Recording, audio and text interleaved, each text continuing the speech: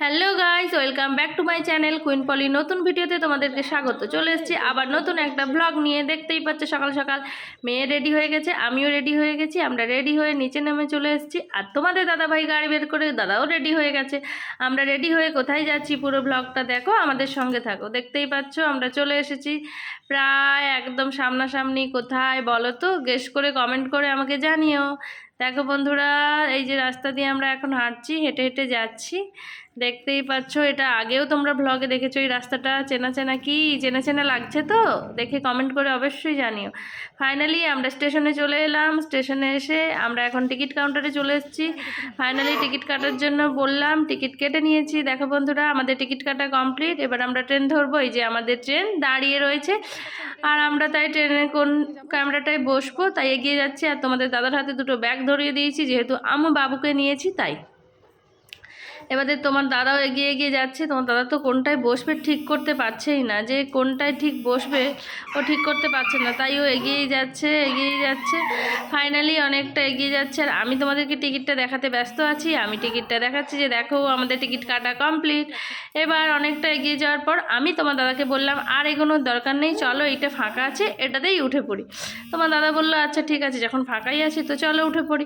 Finally আমরা উঠে পড়েছি, তোমাদের দাদা উঠে পড়েছে, আর আমি এখন বাবুকে নিয়ে এখন ওপরে ট্রেনে উঠতেছি।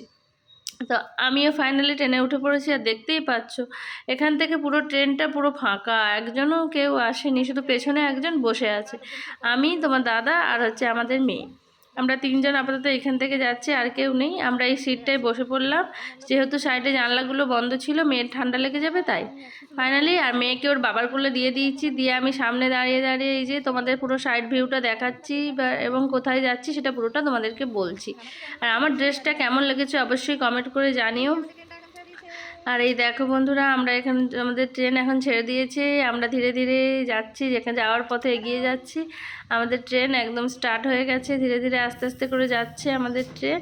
আর এই যে স্টেশন ছেড়ে চলে যাচ্ছি, স্টেশনকে টাটা বাই বাই করে দিচ্ছি, যেহেতু আমরা স্টেশন ছেড়ে বেরিয়ে আসছি। আর আমি পুরো ট্রেনটা ফাঁকা পেয়ে আমার তো হেভি মজা লাগছে, যে আমি অনেক রিলস বানাবো, ভিডিও করব, মানে সে কি আর বলতে আছে, অনেক কিছুই করবো, নাচানাচি করছি আনন্দে, যে পুরো ট্রেনটা ফাঁকা, কেউ নেই, খুব আনন্দ করে ভিডিও বানাতে পারবো, ডিস্টার্ব করার মতো কেউ নেই। আর এখন আমার রাজকন্যাকে নিয়ে তোমাদের দাদাভাই বসে আছে। যেহেতু রাজকন্যার ঠান্ডা লেগে যাবে তাই ওকে চারিদিক করে ভালো করে টাওয়াল দিয়ে মুড়ে রেখেছি। আর ট্রেনের মধ্যে না খুব মশা, তাই মেয়েকে খুব সাবধানে নিয়ে যাচ্ছি। মশা কামড়ালে খুব খারাপ, মশা কামড়ালে কত কিছুই রোগ হয়, তোমরা তো সেটা জানো। আর ফাইনালি আমাদের ট্রেন দুরন্তভাবে ছুটে ছুটে দৌড়ে দৌড়ে যাচ্ছে। আমাদের ট্রেন ভালোইভাবে চলে যাচ্ছে, আমরাও গন্তব্যস্থলে পৌঁছানোর উদ্দেশ্যে যাচ্ছি। দেখতেই পাচ্ছ আমার ট্রেনটা কত জোরে জোরে যাচ্ছে। আর তোমাদের দাদাভাই এখন বসে আছে পুচকুকে নিয়ে। আর দেখো ধীরে ধীরে পুরো ট্রেনের কামরাটা পুরো ভরে গেছে, কত লোকজন মানুষজন উঠে পড়েছে দেখেছো। আর তোমাদের দাদাভাই আমার মেয়েকে নিয়ে বসে আছে, তার মাঝখানে আমি আমার মেয়েকে নিয়ে নিলাম। আমার মেয়ে খুবই বদমাশি করছে, আর ক্যামেরার দিকে বড় বড় চোখ করে দেখছে। আর এই যে আমাদের সামনে সিটেই কাকু কাকিমাটা বসেছিল, এরা খুব ভালো, আমাদের সঙ্গে গল্প করছিল, আমরাও গল্প করছিলাম। ফাইনালি আমরা গন্তব্যস্থলে পৌঁছে গেলাম। আমরা ট্রেন থেকে এখন নেমে পড়েছি। তো গেস করো বন্ধুরা আমরা কোথায় যাচ্ছি। তো আমরা এখন রিমুকে নিয়ে রিমুর মাসিমণির বাড়ি যাচ্ছি। দেখতেই পাচ্ছ বন্ধুরা, আমাদের পিক আপ করতে চলে এসছে আমার দাদা আর দিদির ছেলে।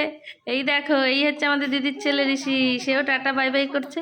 আর আমি সিঁড়িতে উঠতে আমার ড্রেসটা এতটা লম্বা যে লেগে যাচ্ছিলো, তাই ওকে বললাম তুই আমার ড্রেসটা ধরে ধরে নিয়ে চল, যাতে নোংরা না হয়ে যায়। পুচকুচি আমার ড্রেসটা দেখো ধরে ধরে নিয়ে যাচ্ছে। আর আমরা দুজনে এভাবে হাসি ঠাট্টা মজা করতে করতে বাড়ির উদ্দেশ্যে এগিয়ে যাচ্ছি। আর ঋষি কতটা বদমাশি করে তোমরা এর আগে অনেক ভিডিওতে দেখেছো, কিন্তু ঋষি ছেলে হিসেবে খুব ভালো, আমার সোনা ছেলে। দেখতেই পাচ্ছ আমরা এইভাবে পুরো সিঁড়িটা ক্রস করে নিচের দিকে নামছি। আর ওই যে দাদা আর তোমাদের দাদা আসছে দুজন পুচকুকে নিয়ে।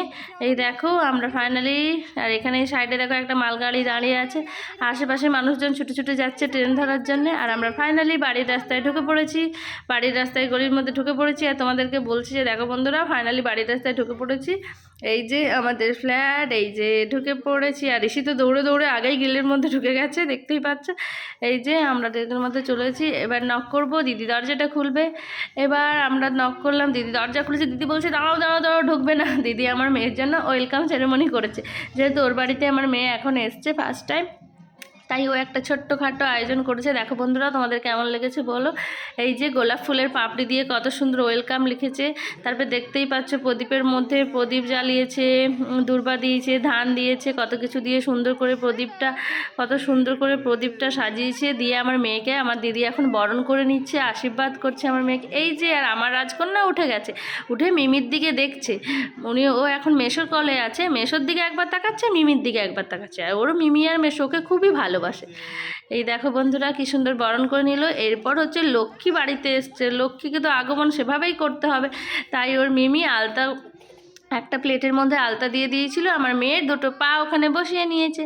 বসিয়ে একটা কাগজের মধ্যে আমরা দুটো পায়ে চাপ নিয়ে নিয়েছি, কারণ ওটা ল্যামিনেশন করে ঘরে গুছিয়ে রাখবো। এটা হচ্ছে আমাদের বাড়ির লক্ষ্মী, তো তাই লক্ষ্মীর পায়ের চাপ রাখলে ঘরে অনেক উপকার হয়। তোমরাও জানো লক্ষ্মী বাড়িতে রাখলে কত কিছুই না হয়। এই দেখো আমার মেয়ের পায়ের চাপটা কত সুন্দর এসছে। আমার মেয়ে রং দেখে ভয় পেয়ে গেছে, তাই ঠিক মতো পায়ের আঙুলগুলো ফেলেনি। ও তো ভাবছে যে কি হচ্ছে এখানে, আমাকে কোথায় নিয়ে এলো। তো ছোট, ও কি আর বোঝে এইসব। দেখতেই পাচ্ছ তো আমার দিদি সব কিছু কমপ্লিট করে এখন মিষ্টি মুখ করাতে হয়। তো আমার বরকে, আমাকে, আমার জামাইবাবুকে, আমার দিদির ছেলে সবাইকে মিষ্টি মুখ করিয়ে দিল। এই দেখো, আর ঋষি তো মিষ্টি খেতে খুবই ভালোবাসে। ও তো ভাবছিল যে আমাকে মিষ্টিটা কখন দেবে, সবাই খেয়ে নিচ্ছে, আমাকে কেন দিচ্ছে না। আর আমার হাজব্যান্ড এখন আমার দিদিকে খাইয়ে দিল, দাদাকে খাইয়ে দিল। কেন শুধু নিজে খেলে হবে, তাদেরকেও তো খাওয়াতে হবে। তো আমাদের সবাইকে খাইয়ে দিয়ে এবার আমরা ওয়েলকাম বাড়ির মধ্যে ঢুকে গেলাম। দেখো বন্ধুরা, দেখেছো পাপড়ি দিয়ে কত সুন্দর সাজিয়েছে। আর এই দেখো চারিদিকে এই যে, আর আমি দিদির ঘরে চলে এসেছি, তাই আমি তোমাদেরকে দেখিয়ে দিচ্ছি। দেখো বন্ধুরা, ফাইনালি পৌঁছে গেলাম দিদির বাড়ি। আর দেখো আরও টুরিস্ট আছে। দেখো এই দেখো টুরিস্টটা কি, বাড়ির বিছানার মধ্যে লেখা আছে রিমা। আমার দিদি আমার মেয়েকে ভালোবেসে রিমা বলে ডাকে। আর এই দেখো বিছানায় রিমারকে ওই নামের পাশে শুইয়ে দিয়েছে। আর ও তো অবাক চোখে দেখছে যে আমি কোথায় চলে এলাম নিজের বাড়ি ছেড়ে। দেখতেই পাচ্ছ এখন ট্রেন থেকে ওই ড্রেসটা পরে এসেছিলো, তাই ওই ড্রেসটা তারপর মিমি তাকে চেঞ্জ করে দিচ্ছে।